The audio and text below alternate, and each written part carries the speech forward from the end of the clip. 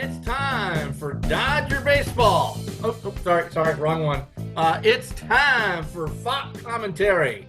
Welcome to our 17th and final episode of the Winter-Spring 2024 season of the Constitution in American Life with the Friends of Publius.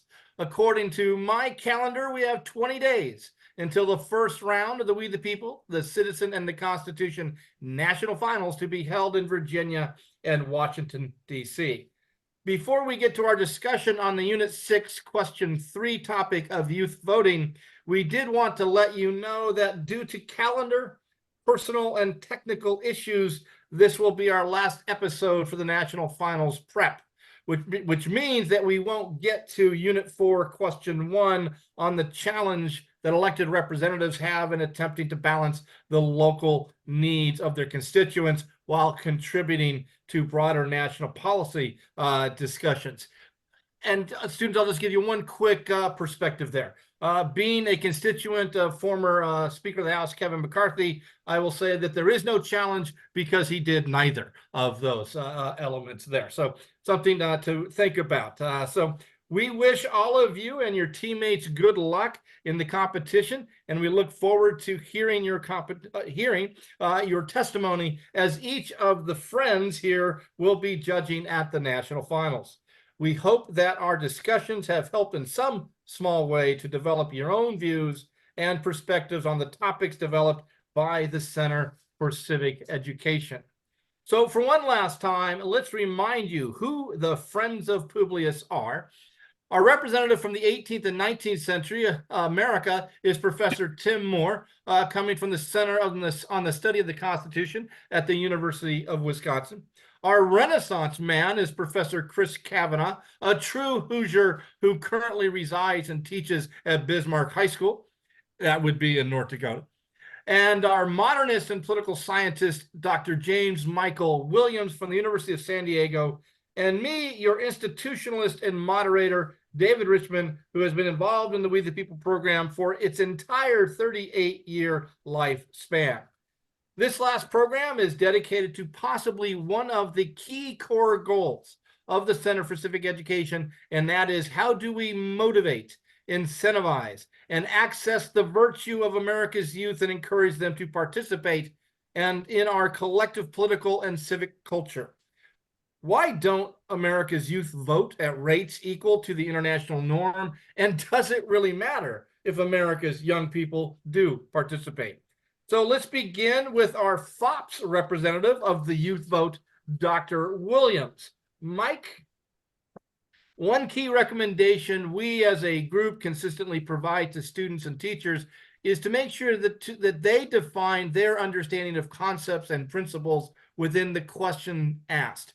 So could you help me understand the terms used in question 3 of Unit 6, demographics, regions, or political contexts?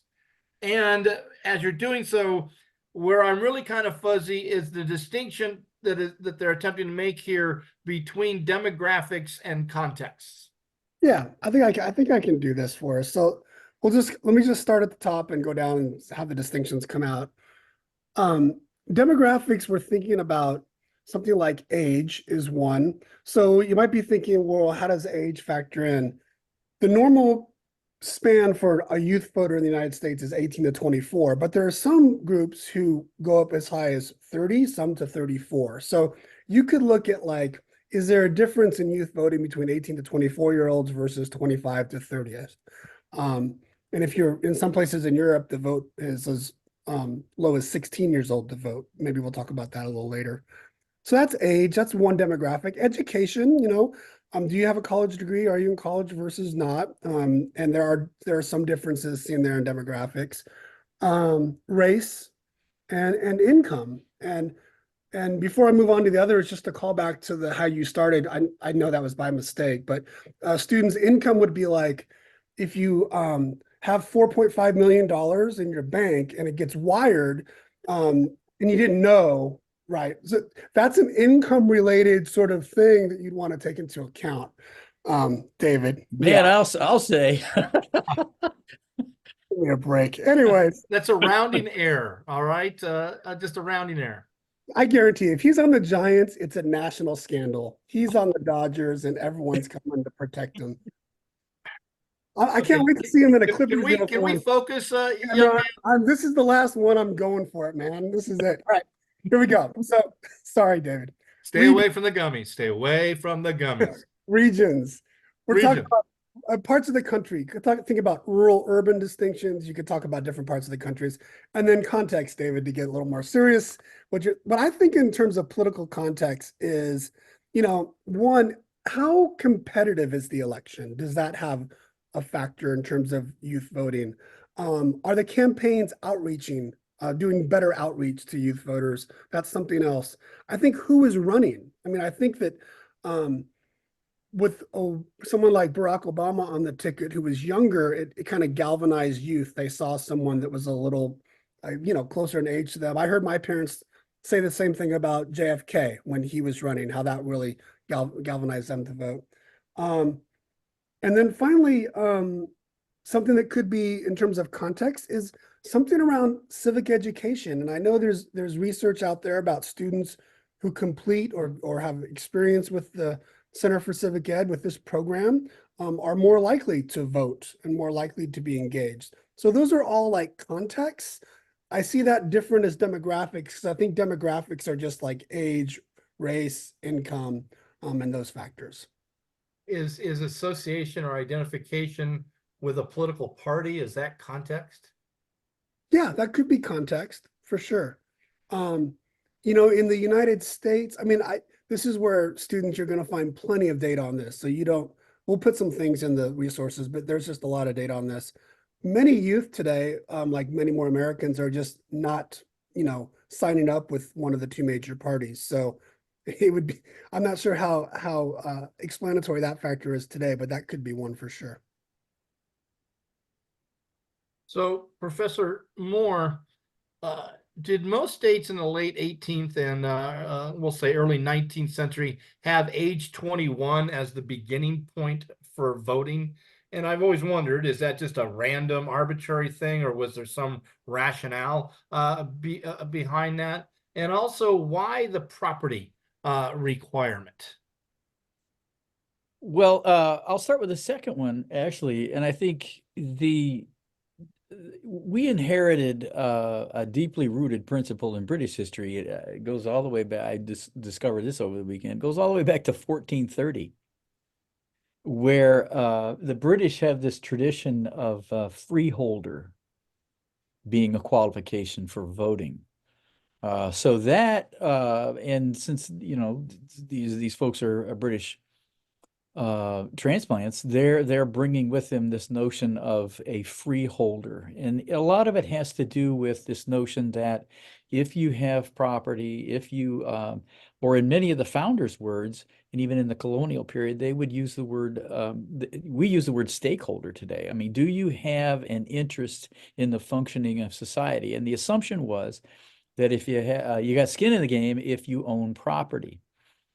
And so that's a British inheritance that the colonials use, um, or another way I think comes up in the documents is, are they vested in society? So that's a British inheritance where it comes into play. Um, and even Locke, even in the second treatise, mentioned this, um, that there needed to be some property ownership, a stake in society. They're more interested, they pay more attention. There's more connectedness with each other, and the overall communitarian goals of society operate better if you're vested or interested. To the 21 question, does that answer the question? Like, Well, I think so. So, we're going to pull you real quickly into the 20th century, and I'm just wondering, is it yeah, the fact that younger voters, and I don't know, and maybe Mike, you can provide clarification. I don't know what they mean by the youth vote. I'm going to assume it's 18 to 25, although I yeah. read something that said 18 to 29, which I have a little bit of problem with, to say that a 29-year-old is youth, but 18 to 25, it seems to me that, um, absent the property or absent the attachment to some investment, that's all we need to explain diminished voter participation. Well, it could be. I mean, to the other part of your question, the first part of your question, I answered the second part to start out with. Um, the second part is this 21 number. By and large, that is a fixture in colonial revolutionary America. Most of the states had that 21. Now, as with everything, there's some fuzziness. Like, for example, there's still a commitment to property, but in the revolution, there starts to be a slight change, instead of owning property, to taxpayer. And there were a lot of cultural context as to why that shift occurs. So you start to see them, in a sense, liberalizing it to a little more broad, when your right to vote is now if you're a taxpayer. There's also some instances where women could vote, like New York. They provided for widows to vote. New Jersey, after the Constitution was ratified, New Jersey, for a while, women could vote for about, I think, 8 to 10 years. I think Chris probably knows the exact times on that. They eventually rescind that. There's also Massachusetts is interesting because I talk about how they define youth. For them, you had to be 24.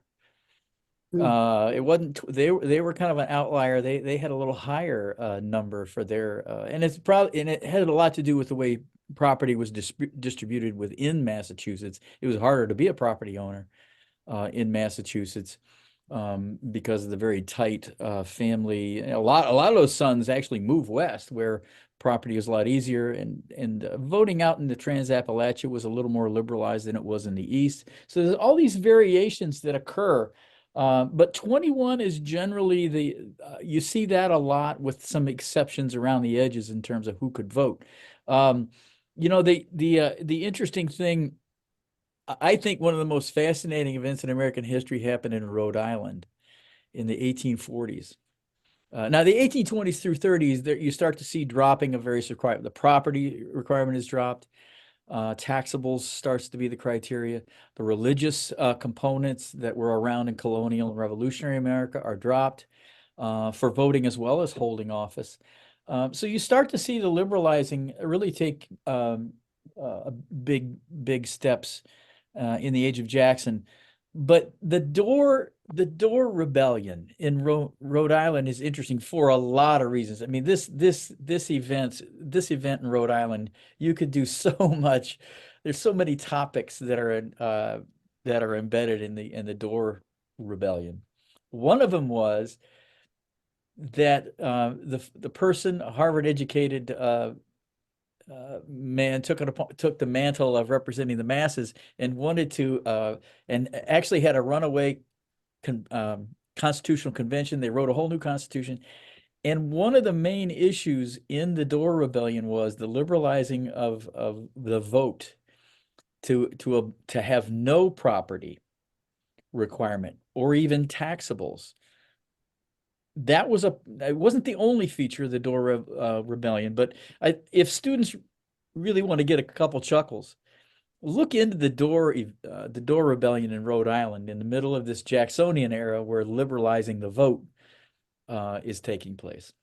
Well, I'm wondering because obviously, when we look at the 26th Amendment, which will lower nationally the voting age to 18.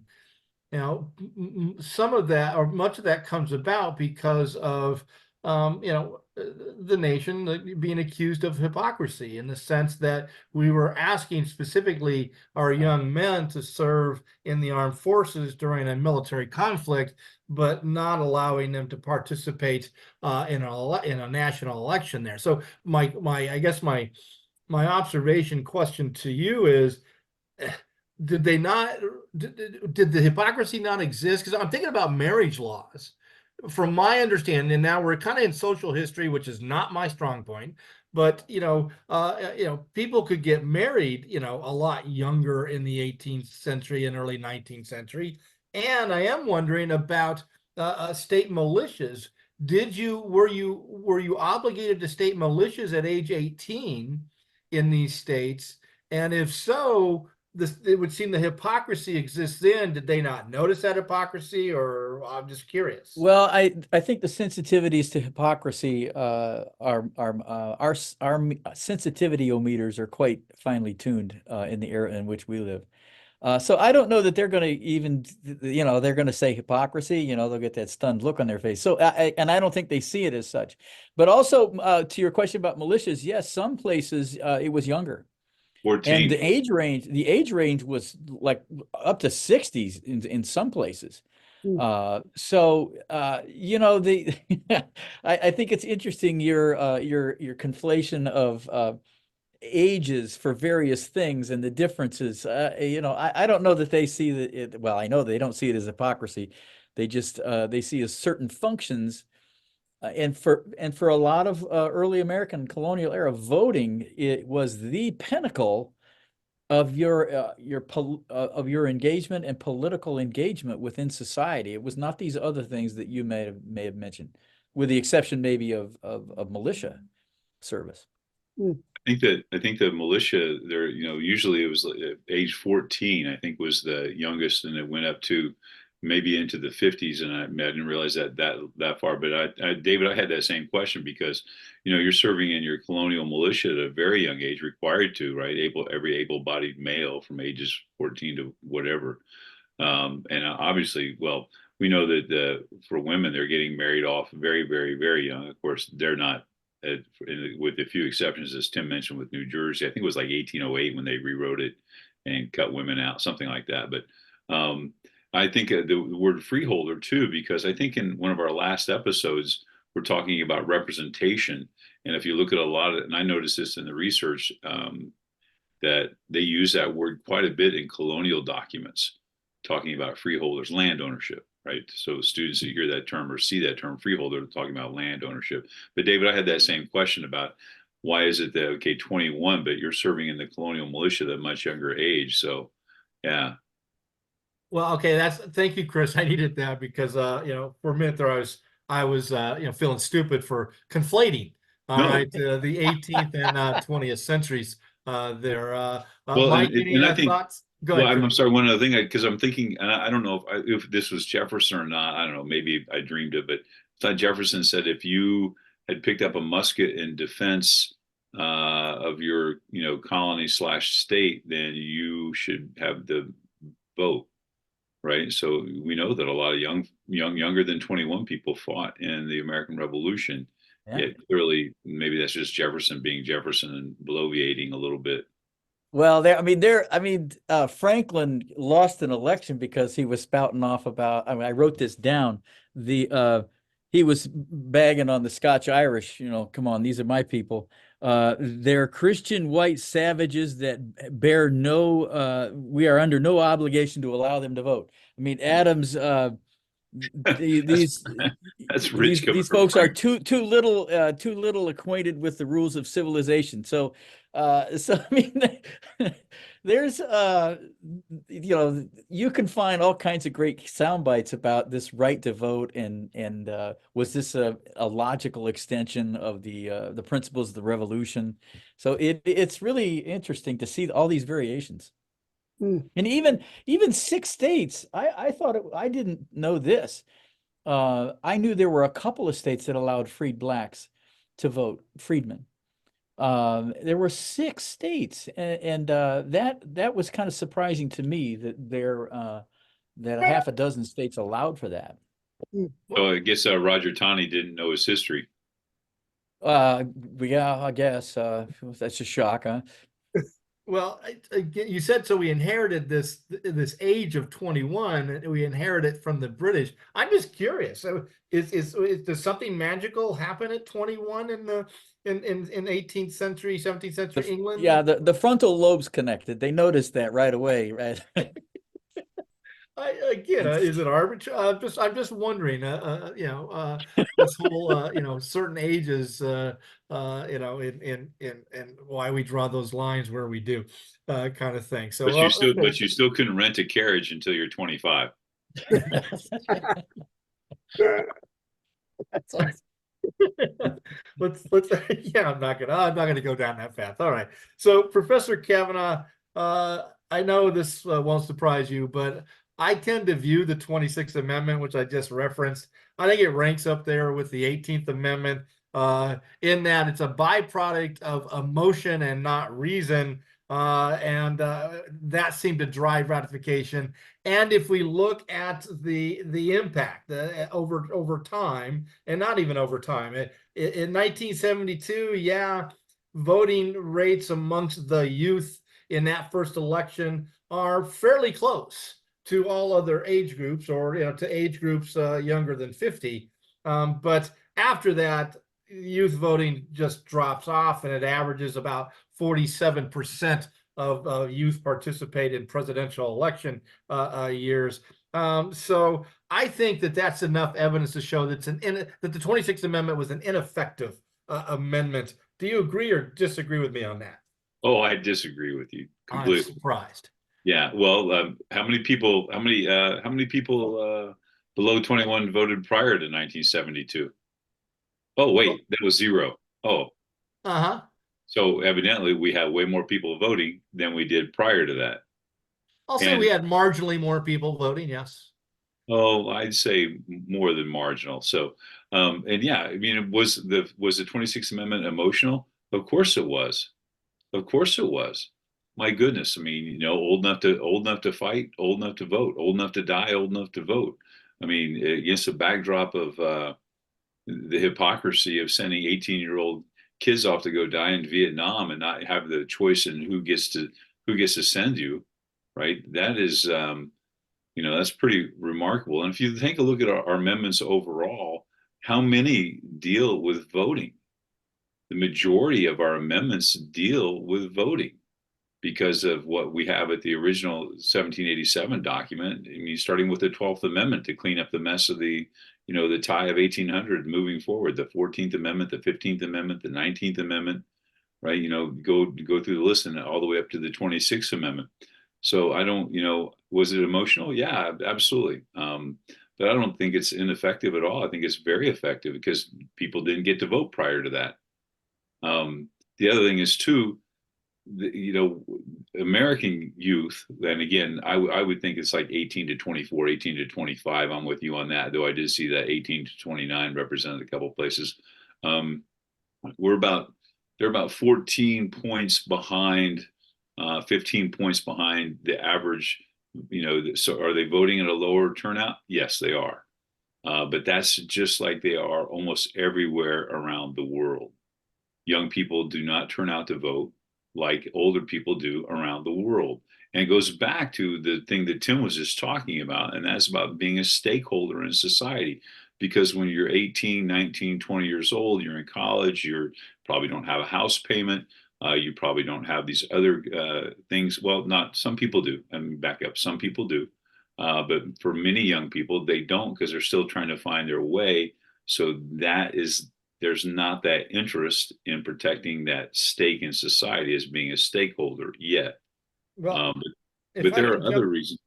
I want to jump on this because I'm curious, kind of between where Tim is in the 18th or the 19th, the notion of hypocrisy is not even, in the language of Americans. You're pointing, as I did, to this hypocritical notion in 1971. I'm just curious, Chris, why doesn't that exist in 1941? Oh, I'm with you on this. I'm agreeing with David.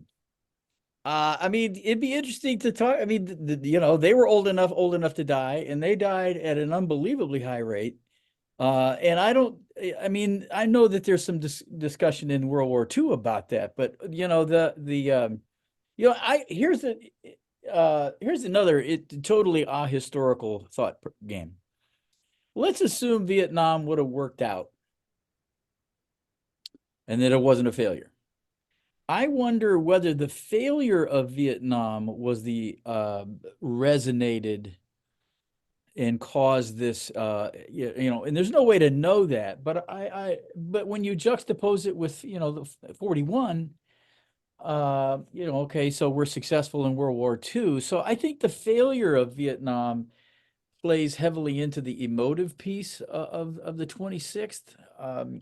But I think David's points are well taken on that, on the there's no hypocrisy in 41 culturally. Well, it's not just 41, it's also Right. 1950. I think, well, it might be the four of us, our fathers were relatively of the same generation. And they, that is, my father did not come of age until the World War II period. And he was expected that, he Yeah. faced a draft. Now, he enlisted before he was drafted, but all of his high school friends eventually were either drafted or served voluntarily, even during the Korean War. All right, as well. So we don't see that during the Korean War. We don't see it during World War II. Suddenly we see it Vietnam. And I'm just wondering where the hypocrisy thing is during those conflicts. Well, two things. First of all, there wasn't a draft during the Korean War because reservists were called up. So that wasn't required. So we brought reservists back, the people that were on reserves after World War II. And it's interesting because I had this conversation in class today because my freshmen were analyzing FDR's speech, Day of Infamy speech, right? Date of Infamy. And I talked to my students that, that some students as young as them were lying about their age to get into the war, right? Yeah. To sign up. And a student asked me if I would have done it. And I said, well, that's a great question. In 1941, I probably would have, because I didn't understand what war was. But since that we've already studied World War I asked them, we've studied trench life in the trenches and we understand the brutality of war. I said, how many of you guys, knowing what you know now, would sign up for World War I and life in the trenches? And a lot of them said, nope. So there you go. So this is what happens. And this is my point about Vietnam, is the fact that by 1970, we've got Oregon v. Mitchell. Don't forget, the 26th Amendment is also in response to a Supreme Court case, Oregon v. Mitchell, where the court said that Congress does not have the authority to do this at the state level. This is why it took a constitutional amendment, which only once Congress approved it, only took 4 months. I think it's the fastest amendment in terms of getting it ratified by the states. But part of it is the reality of war had hit home from 40. People understood the reality of war. In 1941, 1942, 1943, people didn't understand the reality of war because people that stayed here were isolated and insulated from what happened. So if you're filling out the graves registration form about, the injury, they don't talk about members missing. Members missing would be what parts of your body were missing, right? People at home on the home front didn't hear about the brutalities of war. By the time 1969, 60, and 68 roll around, we've been involved in Vietnam now for several years, even we've been involved since the end of World War II. But, in terms of sending people over and the way we escalated the number of people, the realities of war were much more well known than they were in 1941, and that shows a difference in the society. Also, you have the whole idea of what happens in the 1960s as these people push back from the conformity of the 1950s. So, is it hypocrisy? Well, maybe. Sitting here in the nice, cozy, comfy chair that I'm sitting in, we might be able to call it that. But the reality is a little bit different there on the ground. From 1941, fast forward to 1968, 1969, 1970. So I think that therein lies part of the issue in terms of, we could talk about the hypocrisy of Vietnam, because let's also remember too, there was not a formal declaration of war for Vietnam. We were operating under congressional resolutions, where in 1941 we had a formal declaration of war as well. So I think there's differences, and certainly it shows a reflection in how society has changed as well. Well, and I would just, I would check you on one thing. We have a conscription act that goes from 1940 to 1973. My uncle on my maternal side was drafted into the military during the Korean War. Now, did he go to Korea? No. That is, they had a draft. It didn't necessarily, wasn't blanketed like World War II but they still had a conscription act. We had a conscription act, but how many people that actually went to Korea were drafted? I would have been, I don't have it in front of me. I could look it up, but I think you'll find that most people actually were reservists that were called up from World War II. Right, because at that time, the commander in chief in the military, for I think some political reasons, but also some military reasons, didn't feel the necessity to have it. That is, generally the draft was used to fill in when the volunteer army and the reserves could not fulfill the obligation. Now That's that gets bastardized a little bit during Vietnam, as the reservists are kind of held back in the United States and not really asked. Well, I think that's the thing is like Truman does not want to put us on a war footing because that would require, and he was more of an institutionalist than what we think of today. But that to call up to actually bring in draftees, right? You're going to have to put the nation on a war footing. Therefore, you're going to need Congress to do that, and he's not operating under congressional. So he's acting Right. under the idea of the UN resolution, which we ramrodded through. Then since the Soviets weren't on the security, they are Right. boycotting the Security Council. Mike, Right, Mike. Yeah, this is such a great conversation, and I just have a couple suggestions for the students as you're listening to this.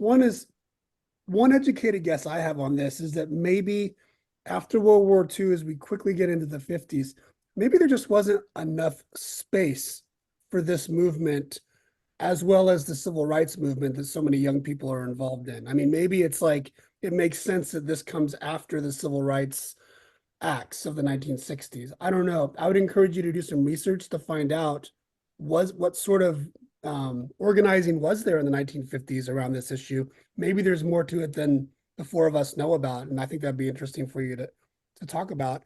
The other thing I'd have you think about is this idea of like, we've called it emotion, we've called it hypocrisy. To me, it's about fairness, and these are not objective terms. These are terms that change given the context and given the cultural sort of expectations. And I just think it's super interesting that, yeah, there is this emotion and this, oh, it's not fair that young people can vote when they can go off and die. Well, it's not fair that women make 70 cents on the dollar, right? That's emotional. That seems like a fairness issue. It's not fair that someone who's a legal resident, who had the right to vote in this country in all the colonies and at the start of the Republic and in most places after the Civil War, now it's just one or two counties where that doesn't seem fair to me. So it's kind of like thinking through this idea of fairness or hypocrisy, which we have a lot of examples in American history, and why it is that some rise to the level of constitutional change or even a social movement and others don't. I mean, I think David's question here is fantastic to think through that. And my final point on this, and I don't have the answer to this, the 18th Amendment was passed out of emotion, but also we talked about on this session, right? A tinge of nativism is involved in that as well, right?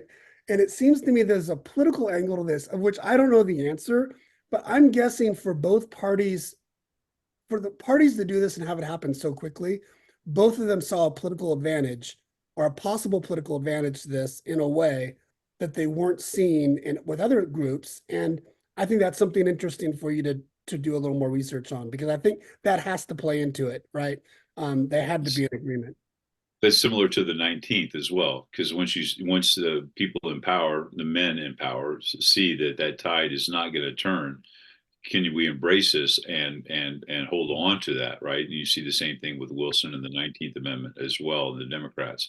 And I want to go back to the other part of the question, David. There's some information about why young people perhaps don't vote at the rates that their elders do. Three reasons. One is habit formation, right? They're gonna vote if they see it modeled for them. If you grow up in a home, your political socialization is based on your parents. If it's pushed at home, that's what you'll do. So, and the idea is that takes time to build that habit. And now there's opportunity cost. Young people, the idea that direct opportunity cost for young adults, so that some may have less flexible employment schedules and less financial cushion to be able to take that time, right? And the other one is alternative participation. I don't want to get ahead of ourselves here, but there are other ways for young people to be involved in the political process. It doesn't necessarily mean voting. And something Michael said earlier made me think of something I just read recently about the appeal of third-party candidates to young people. You know, obviously Robert Kennedy is going to be running, and you can make your own opinions on that. But one of the reasons he appeals to some young people is because they're so turned off by what they see with the two major parties. The two major parties seem to not really represent what they want. It seems like. I remember a few years back, students were watching a presidential debate, and a young lady asked me if there was if they had to have the same dress code because they all wore the same thing. And Yep. it's like, so in her mind, it's like, it's a two-headed monster of the same, but from the same body. So there's several reasons why young people don't turn out, but we turn out a little less than what their peers do in other countries. And I'll put something in resources for the students to take a look at. Well, Mike, Chris has kind of touched on it, but even in the best years, the U.S. lags. He says moderately. Some of the data say, and it's country by country, really. I see some significant gaps with some countries. So even in the best years, we are behind other representative democracies in voter participation there. Why is that, do you think? Yeah, I think Chris hit on a couple of them. So let me just kind of fill in with this. Let me start with the habit formation. There's such good data out there that if you get someone to vote just one time between the ages of 18 to 24, that one time really will form a habit. They're much more likely to continue voting through their adult lives. So like at the University of San Diego, we have a program called USD Votes that my colleague has been running for a few years, and we're one of the top nations in our top schools in the country now with the number of our students who register to vote. But what she has built for these students, and this gets to the question, David, and to some of Chris's comments, it is so complicated and so hard for a lot of folks to figure out how to register to vote when they're not in their hometown. Now, I know that only 30% of young people are, completed college education, but we move around a lot these days. And she had to create a database where you type in, I'm from this state or this county. Here are the rules of when you need to register, how you get your ballots. We make it really hard. So in Europe, most countries are not federal. So most countries don't have these different layers, which I think is important. In a lot of European countries and students, and we'll put some resources in there, registration is automatic, right? So it's automatic no matter where you live. So that's an easier way to get it done. We talked about political context earlier, right? Most European countries have a PR system, have proportional representation. So it doesn't mean that young people are having to choose like they are this year, unless they're going to vote for Kennedy Jr., right? There's really just two viable parties. In most of Europe, you have more than that. So there's more choice. And the other thing, and this is something I read, but I didn't see I don't have the data to share, but I would ask you to look into this. Just notions of civic responsibility. There's some things I found that in some European countries, there's just a greater sense of seeing voting there's a cultural norm. This is a civic responsibility. A couple of European countries mandate voting. So please don't use those as your examples of, oh, this country is kicking the butt of America because, well, they're forcing people to vote, right? But I think you look into those places where they're not doing that. Think about whether there's just maybe a little more. We've talked about social capital, maybe this idea of civicness is maybe a little stronger. And then finally, from what I've read, and David, Chris, and Tim, you can fill in the gap on this if I'm missing this, much more European countries have civic education as a part of the curriculum mandated in a way that we don't as a whole in the United States. Because of our federal system, it varies state to state. David, I know you've been doing this for 38, 40 years, so you know about that politics. And even within states that have it, it gets complicated. Kern County will interpret that rule much different than maybe San Diego County. So you take all those things into consideration, and I think that there are there are sensible reasons why young people are not voting at the same rates as most European countries. So, Professor Moore, before you became the reader of 18th century ratification documents, you were actually a high school teacher for 30 years or so. You were a civics teacher. You taught We the People, amongst a number of other subjects. I'm wondering what strategies, if any, sorry, I had to throw that in there, did you use to try to engage and motivate your students to commit to participation in our democratic system? Yeah, I think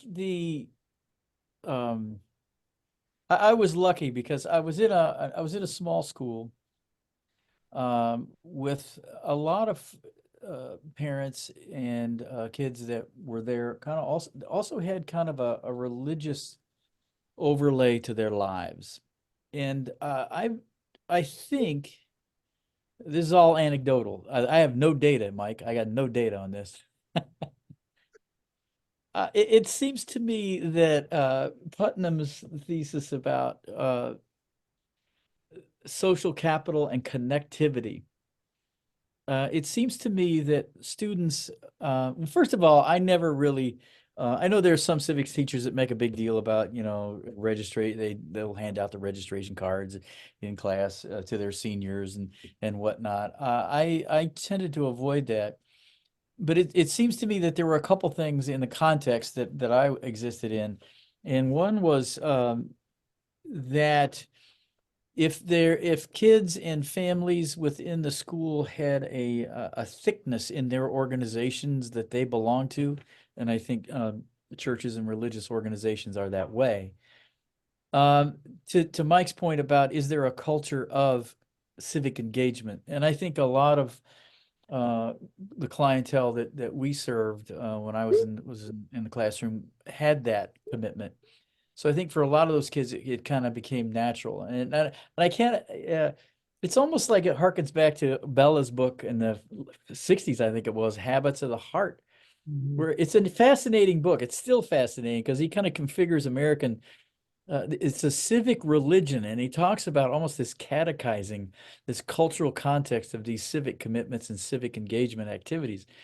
So I think I saw that. Another thing that I was fortunate to be is I was in a school, it was a Protestant school, but it really borrowed heavily from Catholic social doctrine.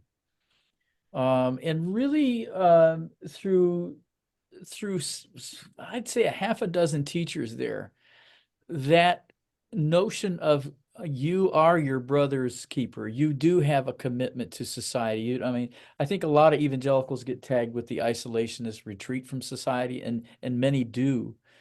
But I think the school I was in had the good fortune to have some of that.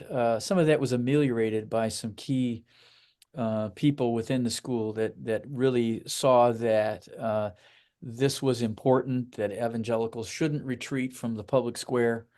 So I think for me, it was largely contextual. I had a lot of advantages. And I also anecdotally, my daughters, actually 3 of my 4 kids went through We the People. They're very civically engaged. My 4th one, he took his government class online. Oh my God. And no, and anecdotally, he's totally ambivalent about civic engagement. So I think civic education, to Mike's point, I think I can bear that out anecdotally within our own family. Well, is it civic education? I'm wondering, and I could get strung up on this, but I'm really very cynical towards the idea that civic education makes any sort of difference. That beyond, Yeah. because beyond what you and Mike have said, and that is the connectivity, all right, which emanated from you to your children, partly based on what you talked about. My wife and I, and she was a civic educator as well. We were talking this weekend, and we were talking about service learning. For a while there, service learning got really big in certain parts of this country, and the community I taught in, it got really big. And I was pretty cynical about it, and after a period of time, where's the connectivity between this service learning and what they do when they leave us and go out into the so-called adult world? Is there Sure. any evidence that it increases participation? And Well, is there I mean any that's Mike's answer. He has the evidence. But I mean, well, first of all, STEM destroyed service learning. It's basically I'm on my soapbox now. I think STEM's messed up everything. But I think that your point, this bears out Bella's thesis back in the 50s and 60s that this civic thing from a top down, I think we should have some degree of suspicion about programmatic top down civic programming, because it does seem to me that there is an element of thick connections that I think you got a better chance. And even some of Bella's research bears that out. I think his Italian analysis bears that out. Well, I'm wondering, Chris and Mike, to you as well, it seems to me that the civic education data that we have reinforces the social class elements to our voting rates and the connectivity issue here, that independent of that I'm not so convinced that civic education, first and foremost, because as Mike said, we don't have a universal understanding of it or a universal application of it. So I'm pretty skeptical that it makes any difference whatsoever in youth voting or youth participation. Well, your thoughts, Chris? I would disagree. I think that if we were actually in, because it used to be, I don't have it. I think I left it when I moved, but I had a old metal sample ballot, right? This old piece of voting machine that it used to be used in classes to teach kids how to vote, right? And so we're thinking civic education. Of course, we're thinking we the people, right? And that goes back to perhaps maybe your comment about service learning as well. But I think that the civic education, that just teach kids how to vote, take them through the process and teach them what it is. Mike said this earlier, and I think that's one of the short-term fixes that we can do is to make it easier for kids, because it is a difficult thing. We think, oh, it's easy to register. Well, if you've never done it before, right? And then if you've never been through the process of what it means to actually cast a ballot, I think if we actually focus some of that on the actual mechanics of voting, it will increase voter turnout. As a matter of fact, I'll share some stuff and resources about that for some professors that talk about this as being one of the long-term fixes. And then one of their long-term fixes is reimagining civic education, right? We'll show you when you take kids through the process and you demystify it for them, it becomes easier for them to participate, and then they can start to build that habit. So I would think that, and I think that the idea of service learning, you may see students participating in society that in ways that maybe don't reflect necessarily voting, but you still see them being engaged at the grassroots level on things, and may not necessarily be voter turnout or that type of thing. But I know I was one of those teachers, Tim, that we did register people. We made it a class project. We registered people at football games. We had a booth up and it says register to vote, get a kiss, and then we gave them a little Hershey's kiss. Really Yeah, cheap. well, you scared me there for a moment because I'm just thinking your lips flapping towards me there, Professor Kavanaugh. Yeah, so we did things like that because my students, they wanted to be involved in the process, and they brainstormed some things. So I think reimagining civic education and to take away that mystery and take them through the process like it used to be done, old school government classes, so there it's not something. And I think also make it easier.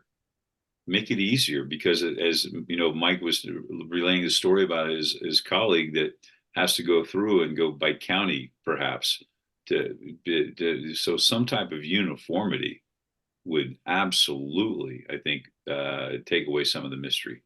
Mike? Yeah, David, just quickly, I side with you on this. I think, David, a little bit. I don't think it has no effect. I think that the data is inconclusive because this is like, from a social science point of view, this is really hard to show, right? of all these different factors, race, income, reach, all these things we talked about at the beginning, to then say, was it the We the People program? Was it civic education? It's so hard to know that. I think what we do know is someone who votes between the ages of 18 and 24, we know that they're more likely to keep voting. Now, the why to that we could dispute. So if we really think it's important to vote, then I would say maybe we make it like, I'm not saying I want to do this, but you could say make it mandatory between the ages of 18 and 21 to create that habit. But I also want to piggyback on what Tim said, because I think of this civic education we often think about as the knowledge aspect, but I know in this program we talk about dispositions and skills. And I was just talking to my class about this last week, about how what a broader cultural issue in the United States is that we're all so busy, or we feel busy, or we want to say we're busy because it's a mark of how important we are. And I told them that 10, 15 years ago, there were debates at USD about having no class on Fridays. Now, the business school already does that, but we were debating whether we should do it in the College of Arts and Sciences. And the idea was, let's open up a day for all of us to have our meetings, to have our clubs, to do those things that we're trying to squeeze in on 2 hours on Tuesdays and Thursdays, to create a culture of taking our foot off the brake in terms of knowledge and trying to lean into some civic group formation stuff. Now, that didn't come to pass because a lot of folks just said, no one's going to show up at campus, right? Right. So that's getting to a bigger issue. But if we really were serious about civic education, I think we'd think about those things more than the knowledge point of it. We'd be thinking about the dispositions and skills, and doing that's just going to be, it's going to be a much harder project. It's not as easy as giving someone a textbook. So, Well, you've mentioned it twice, Mike. I got to follow through because I do remember that you did make a trip to Australia once and fell in love with a lovely lady over yonder there. But you've said, hey, you said, don't look at mandatory countries that require it. Yet doesn't Australia require the vote? yeah. Mhm. And isn't it assessed as an effective way of getting participation? Well, sure. I mean, I said don't compare the United States to places where it's mandatory, because it's mandatory. I Okay. I think that if your goal is to force everyone to participate in this one way, and we can talk about at the very end, this is like Chris alluded, this is one way. It's probably, I don't even know if it's the most important way to participate, to be honest. I think that there are other ways to be involved in your community. Now, students, I'm not saying don't vote. I'm just saying it should be supplemented with other activities. So I think if that's your goal, is to like create a norm of participation. So you mandate voting, or you mandate service, or you mandate something, you can do that. Now, with the caveat, David, of what you said, I have mandated community service in a lot of my classes. I no longer do that. Because my experience has been is that there's only a few people that really want to do it. And there's only a few people who go through that and at the end say, okay, I'm going to change my way of doing things. It's the mass people in the middle. They're faking it till they're making it, and they're not really into it. And I'm very conscious of what our community partners need, and they don't need a 20-year-old to come up and not be totally invested into helping the organization. So that's been my experience with it. And I think you have to take that into consideration, I guess. So Professor Kavanaugh, 2020 saw the highest youth voting rate since 1972. And what I'm wondering is, to what extent do you think social media contributed to that data reality, that increase in number?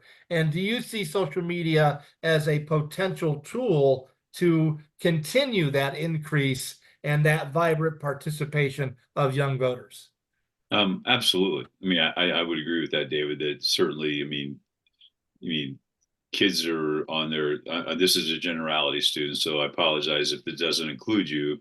But all you have to do is walk down the hallway of almost any high school in America, and you're going to see students on their phone constantly, right? And this is going to hold true when I think probably when you get into college and university, and Mike can speak to that, right?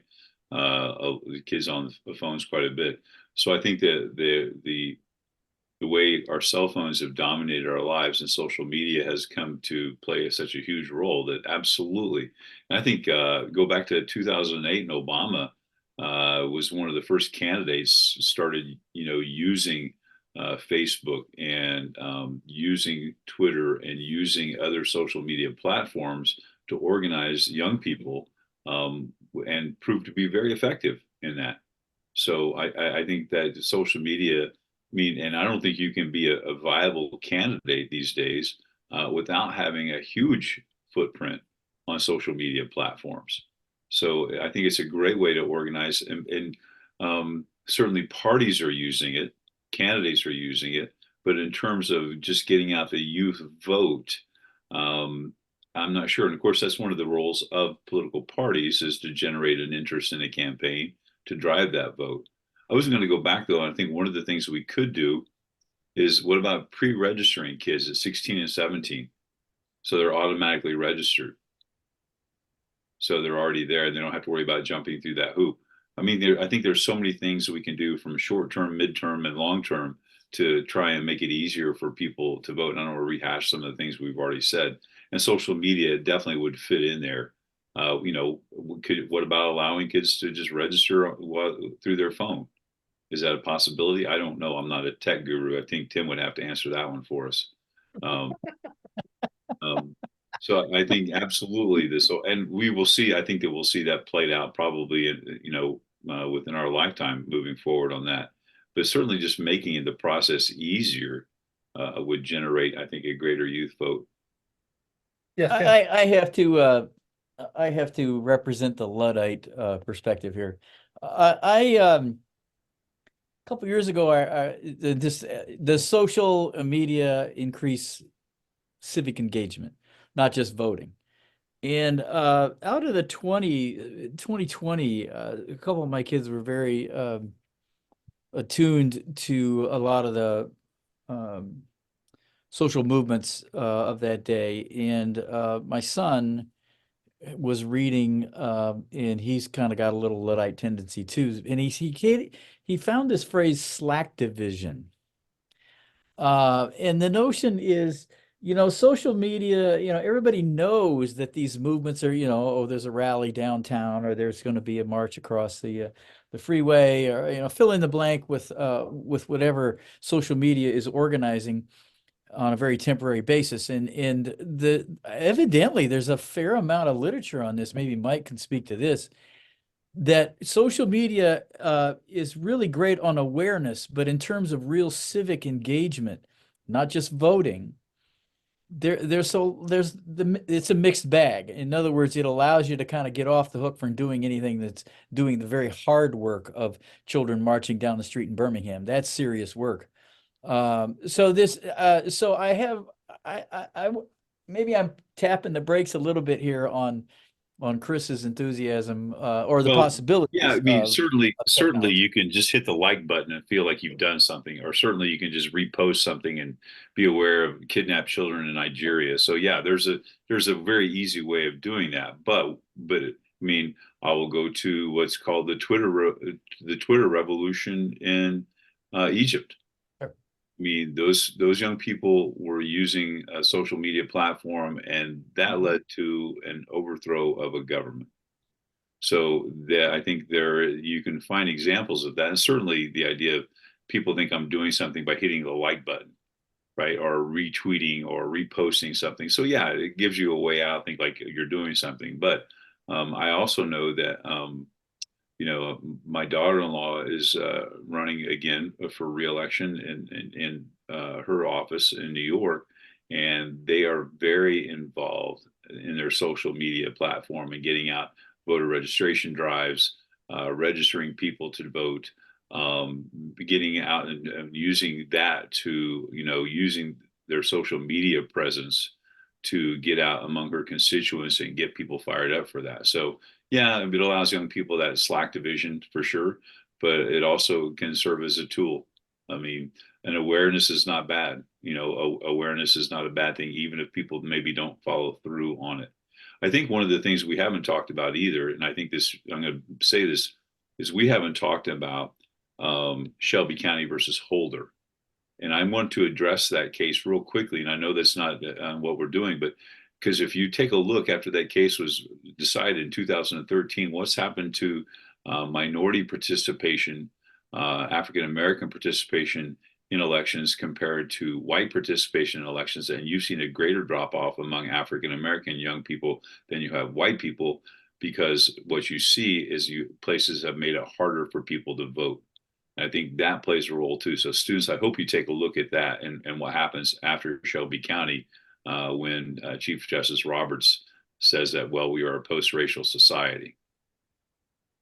So, Professor Williams, other nations around the world either have a national service requirement, or they even go a little farther. They have a service requirement, military or civil service requirement to get the right to vote.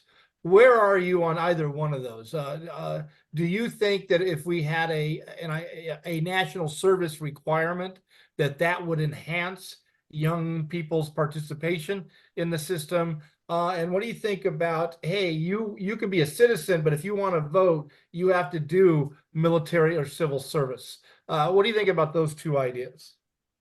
Yeah, I wouldn't be in favor of either one of them. So I think if you had a requirement like that, I think you would find the voting rates would go down, because I think a lot of young people would choose not to do the service and just not vote in the short term. I also just think a country like ours, that we have this history and this culture of making voting so hard. It's part of the struggle for so many groups, right? And to your point, David, could this happen? Yeah, the Supreme Court has already said in Minor v. Happersett that citizenship and voting are two different things, right? So I think that might pass constitutional muster in terms of a policy, not as part as popular sovereignty. It's definitely not a popular sovereignty claim, but as a policy, that's the one thing. That's the one big thing I've learned this season. Anyways, so yeah, no, I'm not in favor of that. I'm in favor of national service. I think we should be incentivizing national service. I think that it should be helping young people if they want to pursue college, eventually help them out with that, or if they want to go to trade school. I think that's a good idea. But to make a requirement voting, I tend to be much more like, if you're a resident here, if you're subject to the laws, and if you're paying taxes, I don't think there should be any other requirement for you to vote. I mean, we could debate obviously age and some other things we could talk about, but I think people in prison should get the right to vote. I think legal residents who are here paying taxes and subject to the laws, I think it to me, it's the basis of the social contract theory. If we're going to rely upon that, it's like, if I'm subject to getting pulled over by the cops right now, then I should have the right to vote in my community. So I'm not in favor of that, but God bless those other places that are doing it, I guess. But you would agree, or you do think that if we had a national service component, and if I remember correctly, I know that Bill Clinton talked about it, or was talked about during his administration there. But because of our reliance on voluntary associations and liberty, the idea of national service in this day and age has just never caught on there. But you think it would enhance long-term participation if every young person in this country were required to do service. I mean, not to vote, but just to do service. Right. No, and this builds on something Tim and Chris has already said. If we feel like we need more bonds, we just need more connection with people. I've talked to my students a lot about this over the last 20 years. Imagine you had some national service in place for 18 to 20-year-olds, or 19 to 21. And imagine you're in line getting food at fast food or something, and you see someone who looks like they're in their 30s, right? And you could turn to that person and be like, what national service did you do, right? Oh, I was in the reserves. Oh yeah, well I joined the Peace Corps. Immediately there's going to be this sense of like we've all done something for a short period in our life to better the nation other than just being a law-abiding citizen. I think over time that would have powerful effects. I don't see anything happening in this iteration of the American experiment where we're going to get there. I don't. We can't even have. It's a debate whether to wear masks when there's a pandemic going around. We're never going to get to this kind of issue. But I think local community. I think there's evidence that there's a lot of good benefits that come from that. Yeah. So, gentlemen, we've come to the end of our time together on this question of youth participation. So, as we have done with every other episode, let's close out the season and this episode with final thoughts and recommendations for students and teachers. Since it's a modernist issue, let's start with Professor Moore. Yeah, I'm glad you did because I don't have much to say, but I'm going to say stuff anyway. Well, first of all, one of the things I really want to bear out is all the work that Dave and Terry Richmond do to put this whole thing together. I mean, it's really kind of I'm every week we talk about, you know, what kind of things that we might want to talk about. So I think at the last session here, we're well advised to acknowledge Dave and Terry and their role in this whole project, frankly. Don't forget Tyler. Oh yeah, he's yeah, that poor guy. Yeah, he gets blitzed with all these videos. Yeah.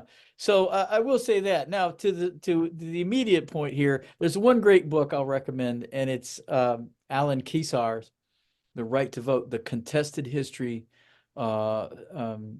in American history. It's, I think, probably the best single volume on the history of voting in America. It's really, really, it's easy to read. I mean, it's a big book, but teachers, put that on yourself because it really, any kind of question that you have about voting in this We the People program, Kesar's book is very, very important, and I'll put that in the links. But also, I think we've stressed voting because that's the question, but students, be prepared to think about follow-ups that are more civic engagement questions beyond voting.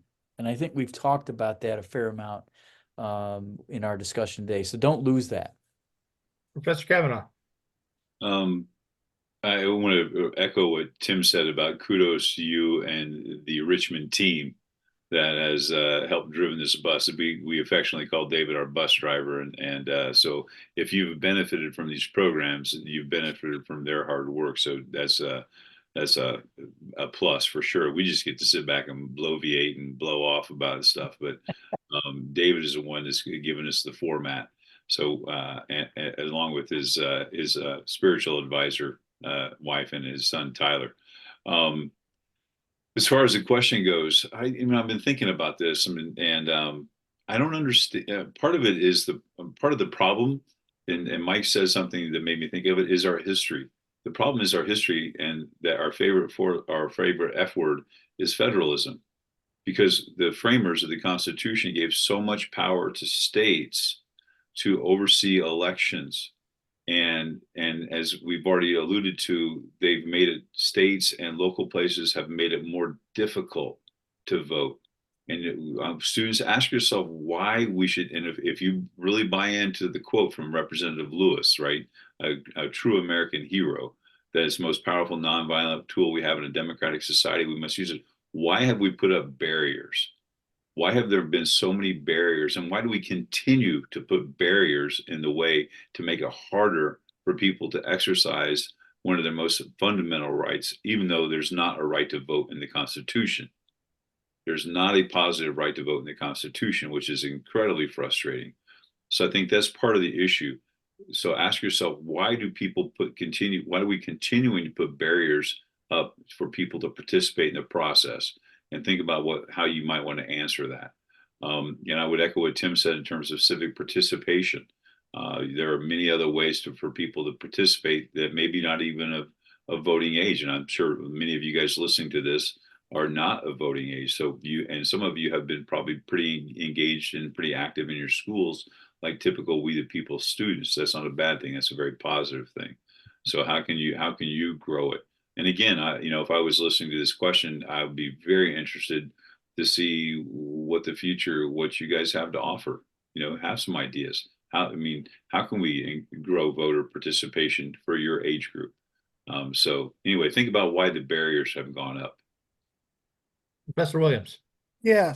Let me start with this. David mentioned in the beginning he's been involved with this for 38 years. I'm not sure if that directly tracks, but I think I'm the only one on the panel who has had Dave as not only a We the People teacher, but just as a teacher, and for a short time as a baseball coach. And those of us like myself and Tim and Chris who know Dave, his managerial skills, to use a baseball sort of metaphor, are just amazing. So yes, thank you to Terry and Tyler as well. But it's if when the stuff hits the fan, it's going to be you. So thank you for taking the leadership and getting this season done so well for us, and getting Terry and Tyler to be there as well. So thank you for that. My comments are going to be quick, and I'm going to go the history route since we've already been talking about contemporary things. I think this question of hypocrisy and fairness is just so interesting. I would love to hear some of what you find in terms of, was there this nascent movement of young people wanting to vote throughout our history that we just kind of don't recognize because it doesn't win till 1972? I'd be really interested to know like what that movement looked like before 1972. So adding on to what Tim and Chris have already said in terms of the contemporary stuff, I don't know, that little bit of history, building on what Tim brought up earlier and doing maybe a little more, I think that'd be fascinating. So that's my suggestion. Well, students and teachers, again, I hope that we have helped out to some degree with your Unit 6 questions here. I think our mission is pretty self-evident. If you believe in enlightened self-interest, you're looking at the poster children of that. Our first motivation is we just like each other, and this gives us a reason to hang out and chat and argue with each other if we like we would do if we all lived in the same town and spent a Friday night together. But secondly, we do actually believe in the program and try to provide some insights and perspectives so that you can have the most successful experience possible in the events that you participate in. And lastly, they call me the bus driver because I'm going to make a cultural reference that is way before your time, students, but there was a character by the name of Ralph Cramden who was a bus driver, and they call me the bus driver because I share his body type there. So good luck at Nationals. We hope to run into you during that time. Until then, peace, love, yogurt tacos. Bye-bye. Bye, bots.